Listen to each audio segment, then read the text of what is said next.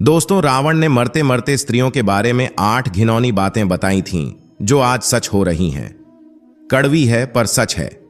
स्त्रियों के बारे में जो जो रावण ने कहा है उसे आप देख सकते हैं। दोस्तों, रावण का नाम सुनते ही लोग उसकी बुराइयां बताने लगते हैं, लेकिन रावण को इस ब्रह्मांड का सबसे ज्ञानी पंडित भी कहा जाता है। कहते हैं कि रावण शिव जी का बहुत बड़ा भक्त था। कोई दिन ऐसा नहीं जाता था जिस दिन वह शिव जी की आराधना न करे, लेकिन रावण के एक काम ने उसे हमेशा के लिए बुरा बना दिया। सीता माता का अपहरण करके उन्हें अपनी रानी बनाने का ख्वाब देखने वाला रावण यह भूल गया था कि उसने जिस सीता का अपहरण किया है वह अयोध्या के राजा दशरथ की पुत्र वधू है, जिसका खामियाजा उसे अपना प्राण देकर चुकाना पड़ेगा। लेकिन दोस्तों, एक ज्ञानी पंडित होने की वजह से रावण ने अपने प्राण त्यागते समय बहुत सारी अच्छी बातें भी बताई थीं, जिनमें से उसने महिलाओं की 8 बुराइयों का वर्णन किया था, और आज हम आपको उन्हीं बुराइयों के बारे में बताएंगे। तो चलिए वीडियो शुरू करते हैं। दोस्तों, आपसे आग्रह है कि वीडियो को अंत तक जरूर देखिएगा, क्योंकि अधूरा ज्ञान विष के समान होता है। दोस्तों, जब रावण ने माता सीता का अपहरण किया था, तब महल में वापस आते ही रावण की पत्नी मंदोदरी ने रावण से कहा कि सीता एक पतिव्रता स्त्री है, आपको इस तरह किसी दूसरे की पत्नी को अपहरण करके नहीं लाना चाहिए था। जिस पर रावण ने स्त्री की 8 बुराइयों का वर्णन किया था, और जो पहली बुराई रावण के द्वारा बताई गई थी वह यह थी कि स्त्रियां साहसी होती हैं, लेकिन साहस का इस्तेमाल स्त्रियां एक अवगुण की तरह करती है।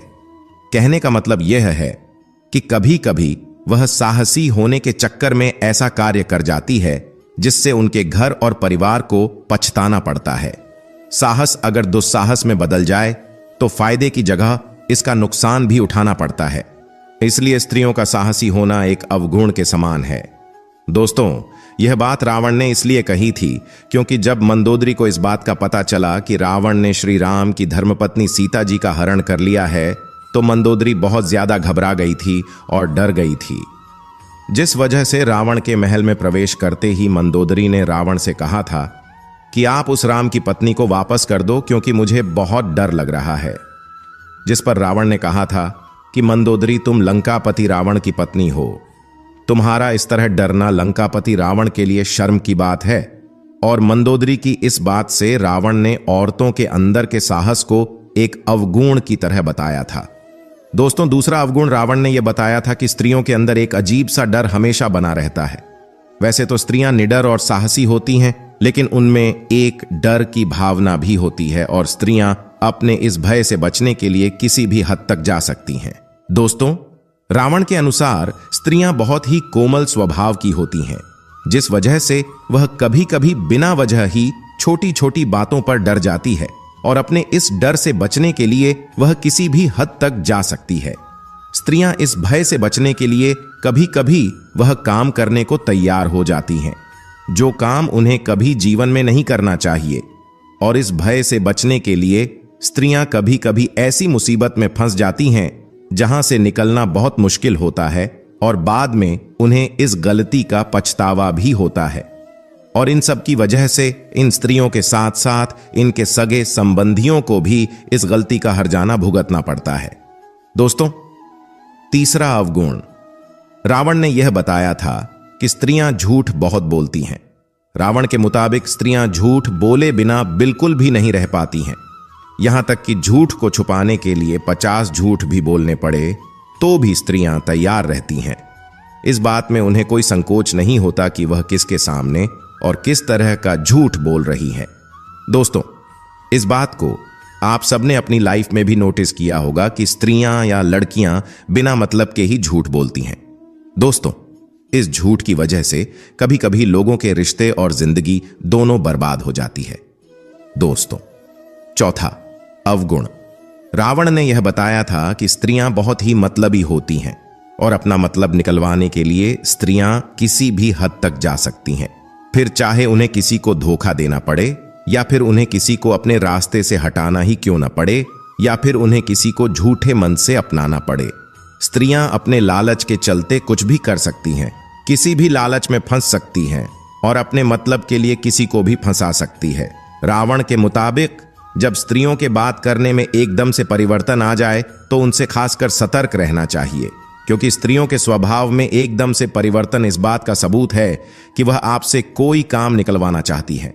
रावण ने इस बात को तब कहा था जब रावण अपनी जिंदगी के अंतिम पल जी रहा था और उसके पास लक्ष्मण जी खड़े थे। दोस्तों, हम सभी जानते हैं कि रावण महाज्ञानी था, लेकिन रावण एक राक्षसी का पुत्र भी था, जिस वजह से वह मायावी था और रावण के 10 सिर भी थे।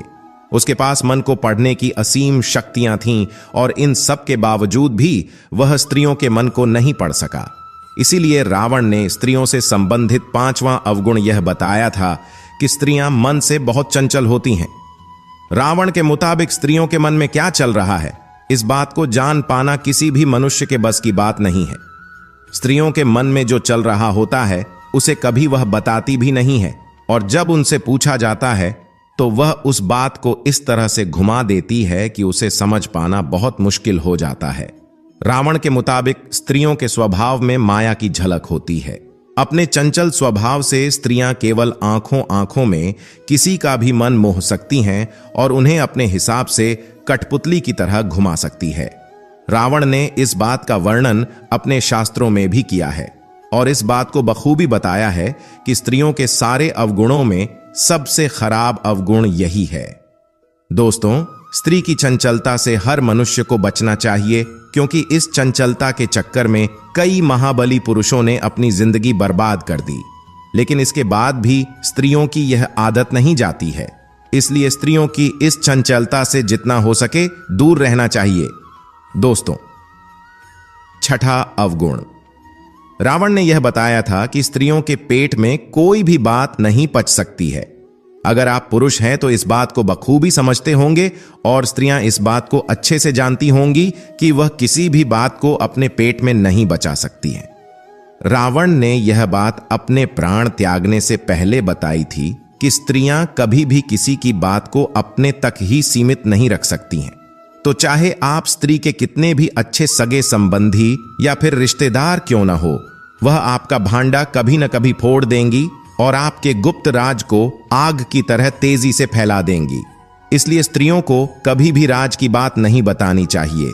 लेकिन इतना समझाने के बाद भी अगर आप ऐसा करते हैं तो मान लीजिए कि आप अपने आप को मुसीबत में डाल रहे हैं और कभी ना कभी आपका राज खुल जाएगा और फिर आपका काम तमाम हो जाएगा।